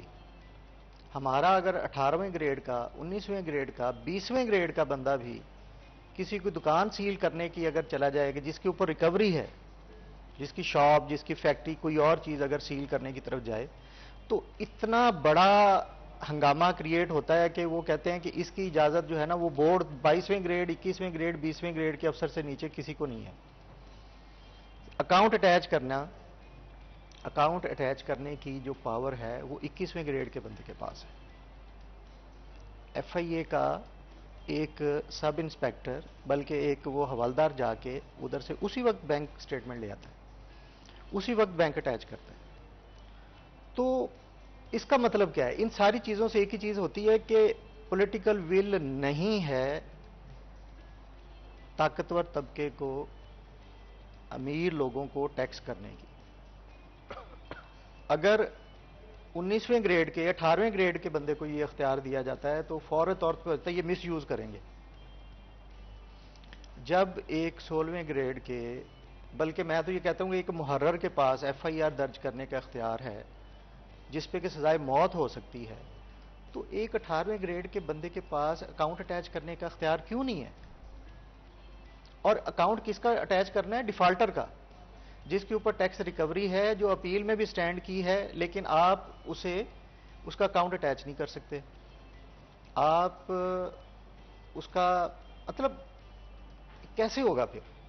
مجھے یہ بتائیں کہ اگر ایف آئی آر کا جو اختیار ہے وہ آئی جی، ایس ایچ او سے لے کے آئی جی کو دے دیا جائے تو کتنی ایف آئی آر درج ہوں گی؟ نہیں ہوں گی نا۔ تو یہ جو جتنے عمرہ ہیں جن کے پاس پیسہ زیادہ ہے، جنہوں نے اب تک پاکستان میں، اچھا ان کو ٹیکس کرنا ضروری ہے۔ ان کو ٹیکس کرنے کے لیے ہماری جو فیلڈ فارمیشن ہے ان کو بااختیار کرنا ضروری ہے۔ ہمارے 17ویں 18ویں گریڈ کے افسروں کو پاورز دینا ضروری ہے۔ اچھا وہاں پہ جب ہم یہ بات کریں تو وہ کہتے ہیں یہ مس یوز کریں گے، تو پھر آپ محرر سے بھی یہ اختیار واپس لے لیں کہ وہ ایف آئی آر نہیں کاٹ سکتا، یہ آئی جی کاٹے گا، وہ بھی تو مس یوز کر سکتا ہے۔ یا کوئی بھی اور ڈپارٹمنٹ، وہاں پہ کیا ہر کام 20ویں یا 21ویں گریڈ کا افسر کرتا ہے؟ نہیں کرتا نا. تو یہاں پہ جو ہیں وہ جو چونکہ عمرہ ہیں ان کا نخرہ بھی زیادہ ہے, وہ نازک بھی زیادہ ہیں, وہ ان کا مزاج ذرا تھوڑا سا ایسا ہوتا ہے کہ ہمارے ایک نوٹس سے وہ کہتے ہیں ہراسمنٹ ہو گئی ہے. اور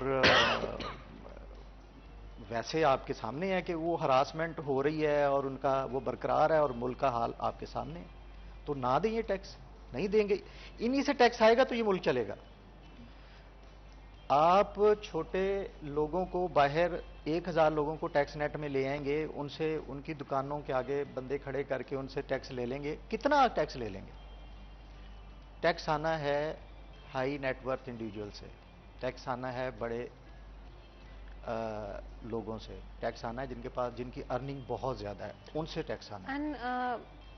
ایک بڑا امپورٹنٹ ریالٹی آئی تھنک اس کے ٹرسٹ نہیں کرتے لوگ, چاہے وہ ہم کسی بھی گروپ کی بات کرتے ہیں, کسی بھی کمیونٹی کی بات کرتے ہیں.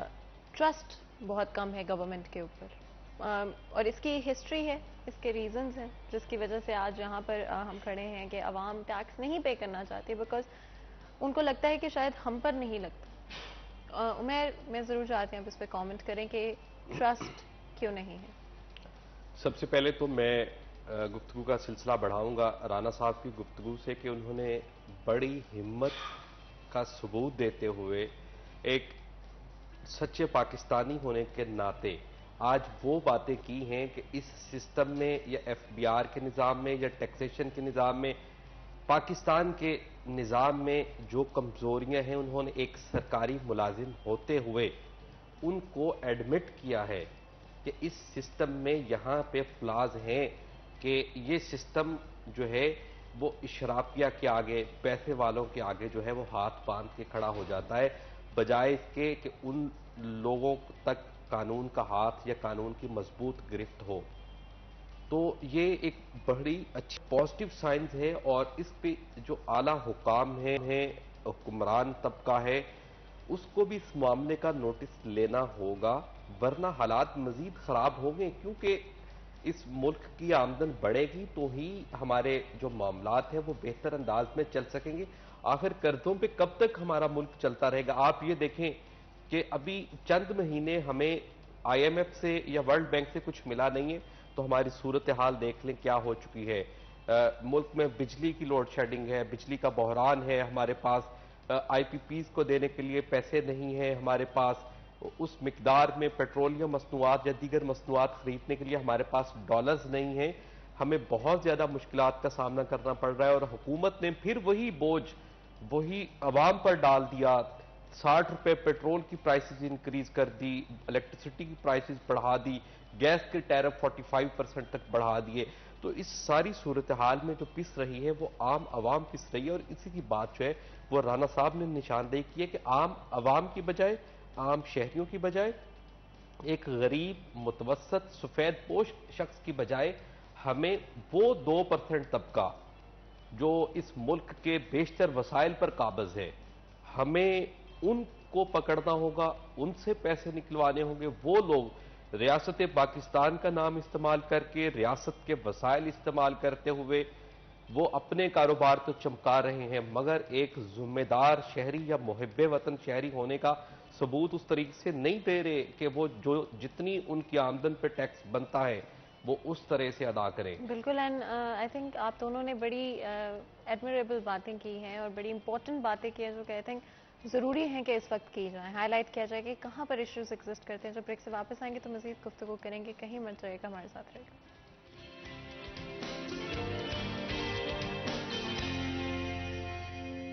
رکھنے کے لیے ٹیکسز کتنا امپورٹنٹ رول پلے کرتے ہیں, لیکن ہماری قسمت شاید بہت انفارچونیٹ رہی ہے کہ ہم ٹیکسز کے حوالے سے کبھی بھی نہ تو ٹرانسپیرنسی لا سکے ہیں, نہ ہی صحیح طرح سے ٹیکسیشن کو عام بنا سکے ہیں. بڑی افسوس کی بات ہے. اور جہاں پر چیزیں ایک طرف ہم دیکھتے ہیں کہ اکنامک کرائسس ہمارے ملک پر امیوننٹ ہے, اور ہم سب کے لیے ایک انسرٹن وقت ہے, پریشانی کا وقت ہے, لوگ پریشان ہیں, عوام پریشان ہے کہ کس طرح سے آگے چلتے ہوئے ہمارا ملک چلے گا.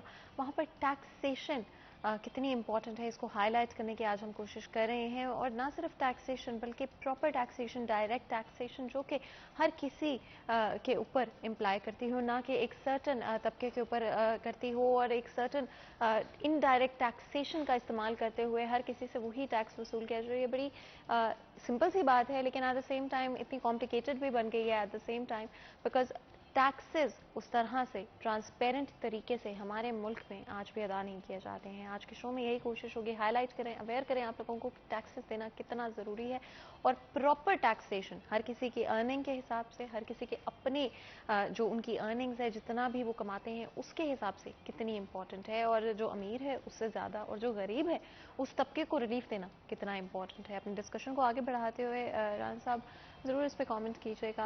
आई थिंक जिस तरह मैंने बड़ी अच्छी तरह हाईलाइट किया कि ये बातें कहना बहुत बड़ी बात है, और अपने ही सिस्टम में जो लूप होल्स हैं आई थिंक उनको मेंशन करना बहुत इम्पोर्टेंट। अच्छा फातिमा, दो बातें इम्पॉर्टेंट थी जो ब्रेक से पहले हम बात कर रहे थे। उसमें एक आपने बात की थी कि जो है ना ट्रस्ट वो नहीं है लोगों का, एक ये अग्री इम्पोर्टेंट करते हैं इस बात। अच्छा हाँ, मैं इस पे थोड़ा सा फिर मैं दूसरी बात की तरफ आऊँगा कि पाकिस्तान की मैशत के हवाले से इन्होंने बात की। अच्छा, ट्रस्ट का ये है कि इसमें कोई शक नहीं है कि हमारे यहाँ जो पीछे हिस्ट्री है उसकी वजह से ट्रस्ट लोगों का वो शेक है गवर्नमेंट्स की वजह से, क्योंकि उनकी जो पॉलिसीज़ हैं वो उसमें तसलसल नहीं होता, कंसिस्टेंसी नहीं तो होती। उसकी वजह से जो है वो कहते हैं कि आज इनकी ये पॉलिसी है, कल को पता नहीं क्या होगी, तो ये ट्रस्ट डेफिसिट इसकी वजह से होता है, नंबर वन। लेकिन दूसरी बात जो मैं बात करना चाहूँगा वो ये कि टैक्स के मामले में पूरी दुनिया में ये है कि लोग, बड़ी बड़ी मल्टीनेशनल कंपनीज, बड़े बड़े अच्छे ग्रुप जो है पूरी दुनिया में उनकी कोशिश होती है कि वो टैक्स को मैनेज करें, अगर इवेजन ना भी करें तो मैनेज ज़रूर करें कि कम से कम उन्हें टैक्स पे करना पड़े, और इसके लिए वो बहुत बड़ी बड़ी तनख्वाहें दे के लोगों को मुलाजम रखते हैं कि आप हमारा टैक्स बचवाएं। तो और अगर हम पीछे हिस्ट्री में भी चले जाएं तो टैक्स एक ऐसी चीज़ है जो स्टेट अपने जोरे बाजू पे लेती है, ये कोई ऐसी चीज़ नहीं है कि जो अवाम ने खुद जाके मतलब देनी है अल्लाह के वास्ते, चलो जो दे उसका भी भला, जो ना दे उसका भी भला, ये इस तरह की चीज़ नहीं है। आपको बल्कि पाकिस्तान इस्लाम में जो वाहिद, मैं टैक्स का लफ्ज़ इस्तेमाल नहीं करूँगा, लेकिन जो एक इकॉनमी के लिए या जो फाइनेंस का जो एक तरीका था वो सिर्फ था ज़कात। तो ज़कात भी आपको याद होगा कि हमारे खुलफा राशिदीन में से उन्हें इसके लिए जंग करना पड़ी ज़कात लेने के लिए, कि लोगों ने कहा था कि नहीं जी हम नहीं देते। तो मेरा कहने का मकसद ये है कि टैक्स कोई ऐसी चीज़ नहीं है कि जो लोग खुशी से दे देंगे, ये स्टेट का काम है, उसने लेना है, वो उस पर किसी किस्म की कोताही स्टेट नहीं कर सकती, ना करनी चाहिए, नंबर वन।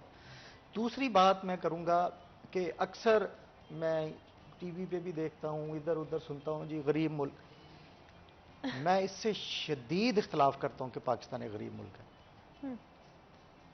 आप हुकूमत को गरीब कह लें, गरीब हुकूमत कह लें, उनके पास वसाइल नहीं है खर्च करने के लिए, लेकिन पाकिस्तान, मैं आपको मिसाल देता हूँ, 100 रुपीज़ था ऑयल पेट्रोल, अभी 200 से ऊपर हो गया।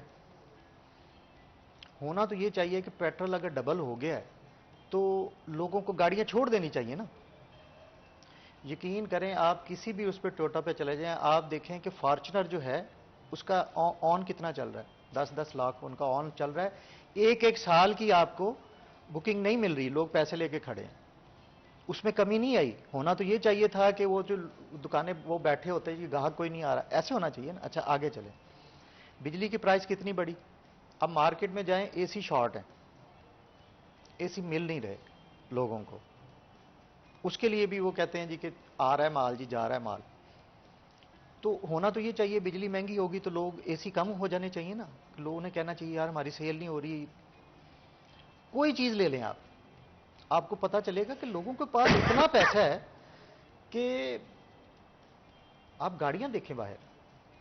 अच्छा आप पोश रेस्टोरेंट में चले जाएं, पोश इलाकों में किसी स्टोर के अंदर चले जाएं, आपको लगेगा कि आप दुनिया घूमें, आपको ऐसे लोग पैसा उड़ाते हुए नजर नहीं आएंगे।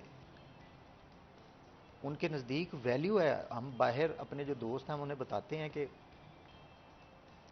یہاں پہ خرچہ لوگوں کا یہ ہے تو حیران ہو جاتے ہیں, کہتے ہیں ہم تو یہ تصور نہیں کر سکتے اتنا, مطلب اتنے آپ. تو ہم جب یہ کہتے ہیں نا کہ ملک غریب ہے, ملک بالکل غریب نہیں, لوگوں کے پاس بہت پیسہ ہے اجاڑنے کے لیے بھی.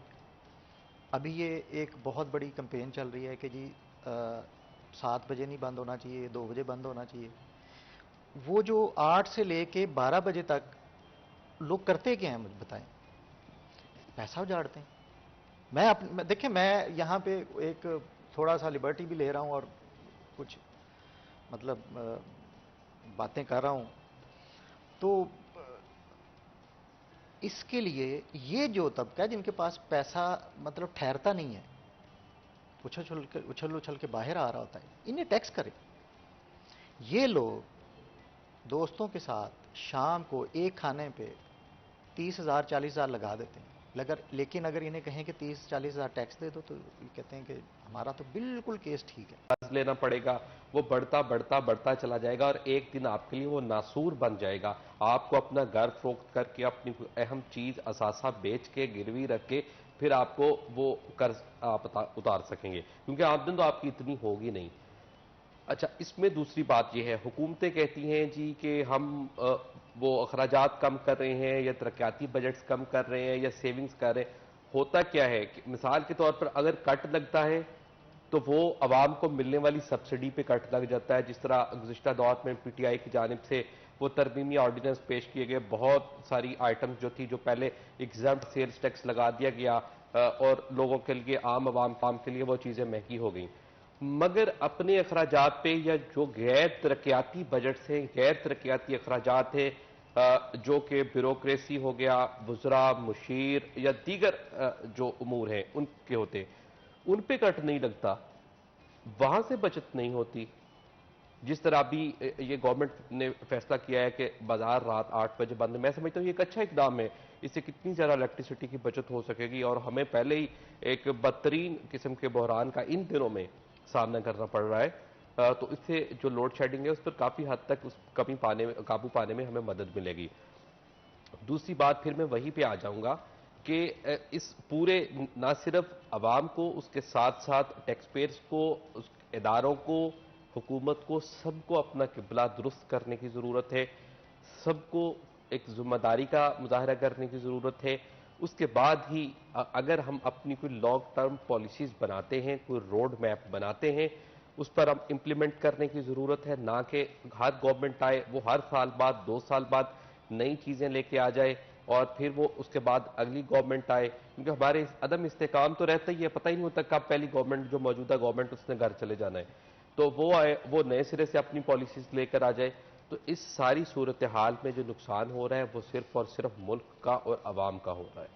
And of course Umair, once again میں یہی کہوں گی کہ آج جو چیزیں ڈسکس ہو رہی ہیں, I think it's high time کہ ان کے بارے میں بات کی جائے. And over time temporary solutions تو بہت ہیں بٹ کبھی بھی کنسسٹنسی نہیں رہی اور پرماننٹ سولوشن کے بارے میں کوئی بات نہیں کی جاتی. مزید بھی گفتگو کریں گے لیکن اس سے پہلے بریک لیں گے, کہیں مت جائے گا, ہمارے ساتھ رہے گا.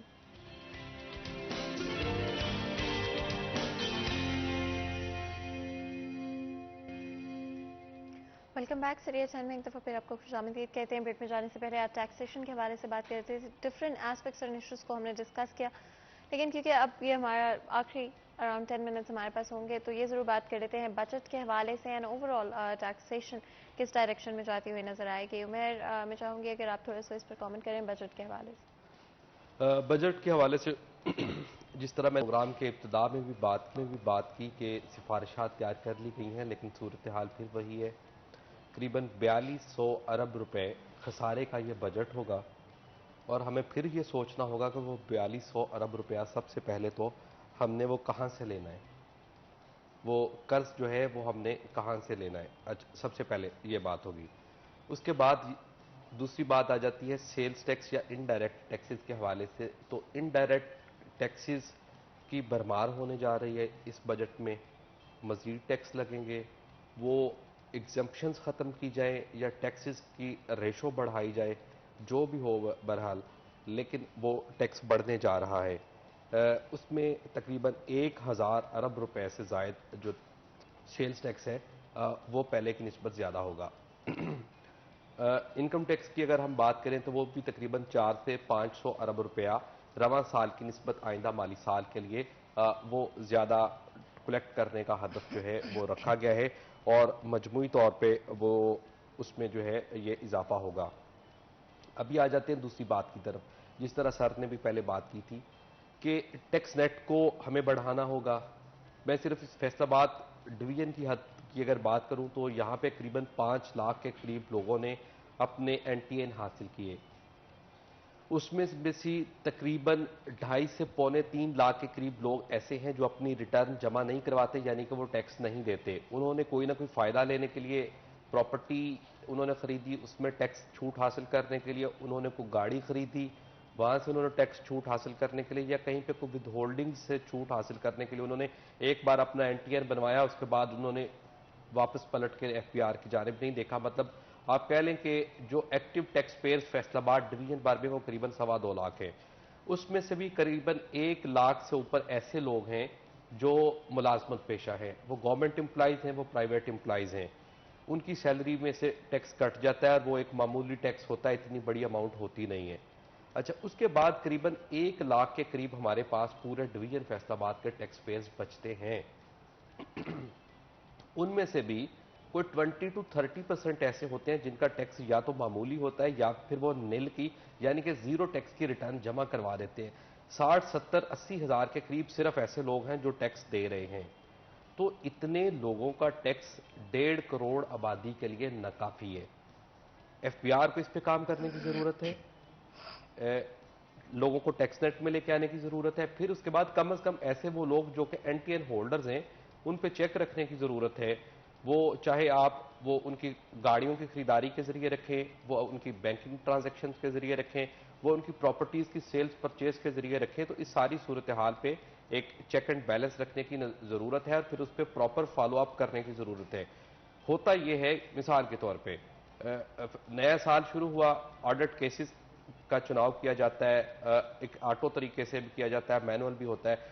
हजारों की तादाद में ऑडिट केसेस खोल दिए जाते हैं।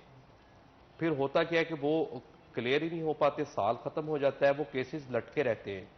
हमें बजाय कागजी कार्रवाइयों के काम वो करने की जरूरत है FBR को भी जिससे मुल्क को रेवेन्यू हासिल हो और हकीकी अहदाफ हासिल हो सकें। तो हमें टैक्स नेट बढ़ाने की जरूरत है, ज्यादा से ज्यादा लोगों को टैक्स नेट में लेके आने की जरूरत है। क्योंकि आप देखें फैसलाबाद क्या सिर्फ 70-80 हज़ार लोग ही ऐसे जिनकी आमदन काबिल टैक्स है, यानी कि सालाना वो 4 लाख रुपए या उससे ज्यादा कमा रहे। इस पे हकीकी मानों में काम करने की जरूरत है कि कितनी बड़ी तादाद में लोग ऐसे लोगों की तादाद है जिनकी आमदन काबिल टैक्स है, आप उनको टैक्स नेट में लेके आए और उनसे टैक्स कलेक्ट करें। दूसरी बात, हमें अपनी मईशत को डिजिटलाइजेशन की तरफ लेके जाना होगा, दस्तावेजी बनाना होगा। तो इसके लिए भी ये जो आने वाला साल है इसमें अहद करना होगा FBR को भी, हुकूमत को भी, कि इस हवाले से ज्यादा इकदाम किए जाएं। हमारी इकोनॉमी की जितनी ज्यादा डिजिटलाइजेशन होगी उतना ज्यादा टैक्सेस का निज़ाम मुनसिफाना होगा, टैक्स कलेक्शन में भी इजाफा होगा। ज्यादातर अगर हम डेवलप्ड कंट्रीज की तरफ देखते हैं तो यही उनका इनकी कोशिश रही और इसी तरह से उन्होंने अपनी करेंसी इकोनॉमी ओवरऑल इम्प्रूव करने की भी कोशिश की है। मैं चाहूँगी अगर आप भी इस पर कमेंट करें। 2 बातें मुझे बहुत अच्छी लगी हैं उमर की। एक तो उन्होंने BTB की बात की, मेरा खुद अपना ये ख्याल है, बल्कि FBR ने जब ये इनिशिएटिव शुरू किया POS का तो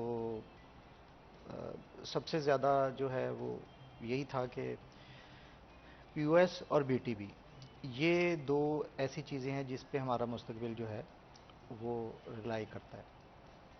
दूसरी बात इन्होंने जो की वो थी कागजी कार्रवाई। कागजी कार्रवाई की जो इस्तिलाह कह लें या फ्रेज़ जो है ना वो मुझे बहुत अच्छा लगा। अभी जो हमारा टैक्स सिस्टम है ना, जो मैंने थोड़ी देर पहले उस पर कोई थोड़ी सी तनकीद भी की, वो कागजी कार्रवाई पे ज़्यादा आप समझ लें कि रिलाई करता है। हमारा जो पूरा सिस्टम है वो कागजात के ऊपर घूमता है। होता ये है कि पूरा साल कोई बिजनेसमैन है, कोई इंडस्ट्रियलिस्ट है, वो काम करता है, उसके बाद हमें चंद कागजात जो है वो पेश कर दिए जाते हैं साल के आखिर। خود بنا کے، اور ہم نے یہ بیٹھ کے اپنے ٹیبل پہ دیکھنا ہے کہ ان کاغذات میں کہیں کوئی غلطی تو نہیں ہے، تو ہم وہیں پہ بیٹھ کے اس کا انالیسس کر کے پھر کچھ کاغذات پروڈیوس کرتے ہیں اور کہتے ہیں نہیں جی ان میں یہ غلطی ہو سکتی ہے، پھر وہ اس کے جواب میں پھر ہمیں ایک کاغذات کا کچھ پلندہ دے دیتے ہیں. تو یہ ٹوٹلی کاغذی کارروائی اینڈ تک، پھر ایک کاغذ کی ہی شکل میں ایک آرڈر سامنے آ جاتا ہے جو کہ آگے کورٹس میں چلتا رہتا ہے، اور اس کے اوپر بھی کاغذ کیا ہی ایک پلندے کی صورت میں آرڈر آ جاتا ہے. ہو کیا رہا ہے فیکٹری میں، کون لوگ ہیں، کیا کر رہے ہیں، بن کیا رہا ہے، کیسے بن رہا ہے، کتنا پروفٹ کما رہے ہیں، شاپ ہے، بزنس ہے، کیا ہو رہا ہے وہاں پہ، کتنے خرچے ہو رہے ہیں، کتنی آمدنی ہو رہی ہے، ٹوٹلی کاغذی کارروائی. ہم نے اگر ٹیکس لینا ہے اور ہم نے اگر اشرافیہ سے ٹیکس لینا ہے تو ہمیں کاغذات سے اور کاغذی کارروائیوں سے باہر نکلنا پڑے گا. ہمیں فیلڈ میں جا کے ان کے بیٹھ کے سر کے اوپر ان سے ٹیکس لینا پڑے گا، نہیں تو پھر یہ جو ہو رہا ہے ایسے ہی میں نے کہا ہے کہ یہ فرق بڑھتا رہے گا، اور یہ ریاست کی ذمہ داری ہے. ریاست کوتاہی نہیں کر سکتی اپنی ذمہ داری. اگر ایک لائن میں آپ ہمارے آڈینس کو کچھ کہنا چاہیں. میں سب سے یہی گزارش کروں گا کہ دیکھیں اب جو صورتحال ہو گئی ہے نا، اس میں ٹیکس جن کے پاس پیسہ انہیں تو دینا پڑے گا، تو اگر اپنی قومی ذمہ داری سمجھتے ہوئے خود دے دیں گے تو زیادہ بہتر ہے. ان کی عزت بھی ہے اور پاکستان کی فلاح بھی ہے. بالکل، آپ دونوں کا بہت بہت شکریہ ادا کرتے ہیں آج ہمارے لیے، ہمارے شو کے لیے وقت نکالنے کے لیے. آئی وڈ ریلی سے کہ آج آپ لوگوں نے جو باتیں کی ہیں آئی تھنک بہت ضرورت بھی تھی ان باتوں کی، لیکن کی نہیں جاتی، تو اسے آپ لوگوں کا بہت بہت شکریہ ادا کرتے ہیں آج بہت سارے امپورٹنٹ چیزوں کو ہائی لائٹ کرنے کے لیے. یہاں پر آج کے پروگرام کا وقت ختم ہوتا ہے، مجھے اجازت دیں، اپنا خیال رکھیں، اللہ حافظ.